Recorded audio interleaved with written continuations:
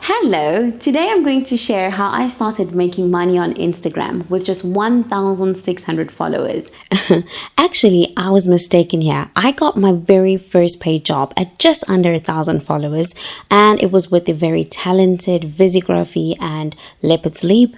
And shortly after that, I got to work with other big companies like Woolworths, Clement Gold, Nescafe, Faithful to Nature, McCain, Cross and Blackwell, and Nestle. This has been a really exciting journey for me, and I'm just hoping that today I can share some of the stuff that's helped me along the way with the hope that it might help someone. Nothing I say today is new. It's all stuff that you've probably heard before from one content creator or another. And so I hope that me saying this stuff will reiterate the point that these steps do work, or some of the stuff does work, at least for some of us. The first thing I did without even realizing it was that I selected a niche. When I started my page, my intention was not to monetize the page. It was simply to develop a creative outlet and also to essentially have a platform to share the beautiful smoothies that I was making on the weekends. But without realizing it, I had selected a niche, and it was a very specified niche: food. And not just food, vegan food. I not only selected a niche, I also included the niche in my Instagram handle. And I think this has been key because there are numerous brand deals that I've gotten over the past couple of years where I couldn't tell you how I got that deal. I really couldn't. My only explanation is that they must have been, or the brand must have been searching for vegan content creators on Instagram, and my page came up because the name of my page is Vegan Attempts. And so that is the first step I would say that has really worked for me, was to select a niche, and a very specific niche that I think has ensured that brands can identify me and they can find me online. The second thing I did was to make sure that at every step of the way, I was taking the best possible content with whatever equipment I had at the time. Now, when you scroll down my page, you will notice that my older posts are not nearly as good as my more recent posts.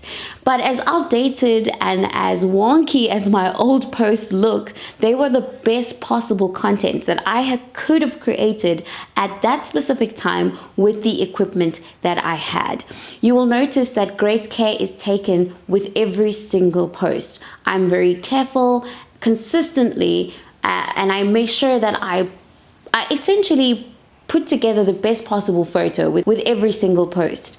And I think that that's really helped me. I am not a naturally popular person. I don't naturally draw thousands of people to myself. I just don't have that kind of personality. But one thing I do have going for me is that I take great care with everything that I do. And I think that has helped me, especially as a micro, quote unquote, influencer or micro content creator.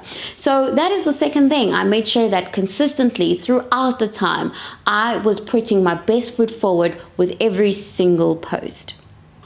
For pretty much all the work that I have done on Instagram that has been paid, I did not approach the company or the brand approached me. And I strongly believe that has something to do with the type of content that I create. The third thing I did sounds obvious, but it's worth mentioning. I created content. Now, I want to mention this because I actually created a whole lot of content before I even got my first paid deal. So that actually took a lot of work, a lot of effort, and it actually did cost some money. I used to go every single weekend, shop for ingredients, shoot content, edit the content, and post it. So that's important. It's important to recognize that it takes a lot of work before you even get to the stage where you monetize. There's a lot of sort of investing that you have to do on your part, and that involves investing time and often money as well. But if you don't have money and all you have is food in your cupboard, you could always also just create content with the food that you have.